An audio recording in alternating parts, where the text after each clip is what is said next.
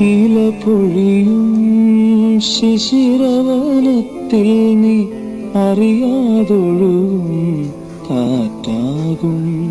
നിൻ മൃദുവിരലിൻ സ്പർശം പൂമരമടി മുടി തളിർന്നിയും ശാരദയാമിനി നീയാകുമ്പോൾ യാമക്കിളിയായി പാടും ഞാൻ. ഋതുവിൻ ഹൃദയം നീയായി മാറും പ്രേമസ്പന്ദനമാകും ഞാൻ.